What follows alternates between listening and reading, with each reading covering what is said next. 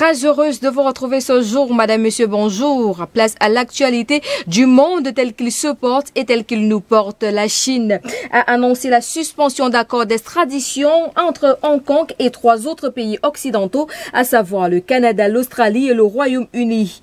Une mesure qui semble largement symbolique car ces États ont suspendu unilatéralement ces traités pour protester contre la nouvelle législation en vigueur sur la sécurité à Hong Kong. Les gouvernements canadiens, australiens et britanniques ont manipulé politiquement notre coopération judiciaire. C'est ce qui a gravement porté préjudice à Hong Kong. Cela porte atteinte au fondement de notre coopération et s'écarte de son objectif, à savoir le maintien de la justice et de l'état de droit, a expliqué Wang Wenbin, porte-parole du ministère chinois des Affaires étrangères.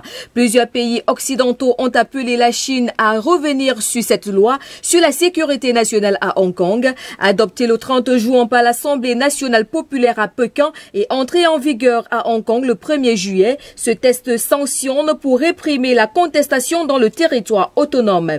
Elle fait craindre à l'opposition démocrate locale un grave recul des libertés. Depuis 1997, Hong Kong jouit d'une large autonomie par rapport à la Chine continentale. Ses habitants bénéficient de la liberté d'expression, de la liberté de presse et d'une justice indépendante. La Nouvelle-Zélande a aussi annoncé avoir suspendu son traité d'extradition avec Hong Kong, alors même que la Chine est le plus important partenaire commercial de Wellington.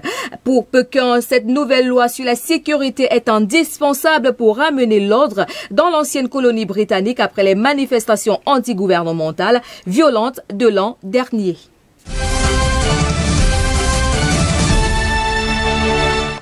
Restons en Chine. Hong Kong met en place des mesures les plus strictes qu'elle ait jamais prises pour lutter contre le coronavirus après un pic de nouveaux cas. À partir d'aujourd'hui, il est interdit de rencontrer des amis ou autres personnes de foyers différents autrement qu'en tête-à-tête en public. Il est aussi désormais interdit de manger dans des restaurants, mais les plats emportés sont autorisés. Ces nouvelles restrictions surviennent alors que les autorités envisagent de reporter d'1 an l'élection du Parlement de Hong Kong.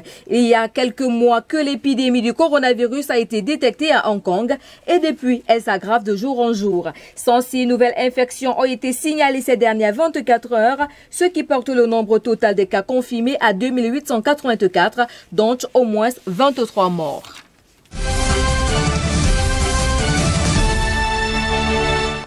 Et puis, l'Union européenne devrait maintenir ses restrictions de voyager avec la plupart des partenaires internationaux. Toutes les 2 semaines, les institutions valident la liste des ressortissants des pays tiers autorisés à se déplacer dans les États membres. La prochaine publication pourrait être plus encore à cause de la progression du coronavirus.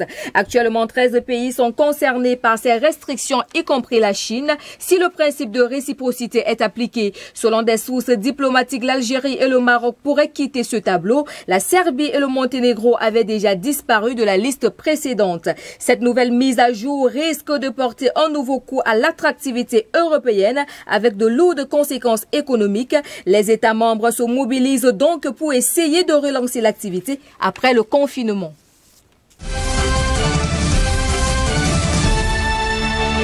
Aux États-Unis, Bill Barr, ministre américain de la Justice et pilier du gouvernement de Donald Trump, a été auditionné hier mardi 28 juillet par la Commission judiciaire des affaires étrangères contrôlée par les démocrates.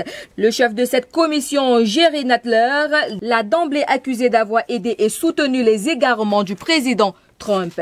Sans se départir du sang-froid qui le caractérise, Bill Barr s'est présenté en défenseur de l'état de droit, se faisant l'écho du président Trump qui espère décrocher un second mandat le 3 novembre prochain avec un message axé sur la loi et l'ordre.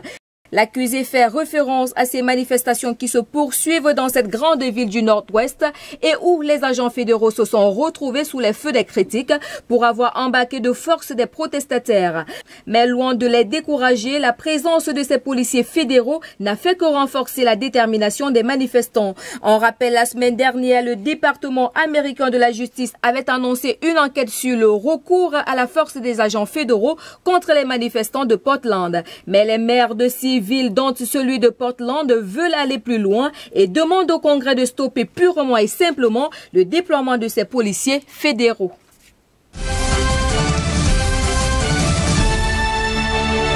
Tableau noir dans cette édition, Gisèle Halimi, avocate, femme politique franco-tunisienne qui a consacré sa vie à la cause des femmes et au droit à l'avortement, est décédée hier mardi 28 juillet au lendemain de son 93e anniversaire. Issue d'une famille modeste, Gisèle Halimi est née le 27 juillet 1927 à La Goulette en Tunisie. Avocate engagée, elle se fait connaître lors du procès emblématique de Bébigny en 1972 où elle défend une mineure jugée pour avoir avorté suite à un viol. Elle est connue également en France pour avoir participé à la campagne pour la dépénalisation de l'avortement et de l'homosexualité, l'abolition et de la peine de mort, à la reconnaissance du viol comme crime dans le droit français. Sa vie d'activiste a débuté au Maghreb dans les années 40 lorsqu'elle rentre au barreau de Tunis et milite pour l'indépendance de son pays. En 1960, elle prend la défense de la jeune combattante Jamila Bouchar, qui était accusée par les autorités françaises d'avoir déposé une bombe dans un café d'Alger. Son combat contre l'injustice continue. Elle se rapproche du mouvement nationaliste marocain, prend la défense de la cause palestinienne et dénonce les crimes de guerre américains au Vietnam. Tout au long de sa vie, elle sera connue comme l'avocate des causes difficiles. Ainsi va la vie, ainsi va le monde ce jour. Madame, Monsieur, merci de votre aimable attention sur les antennes de DBS Télévision. Nos programmes se poursuivent. On se retrouve demain lorsqu'il sera 15h. Au revoir.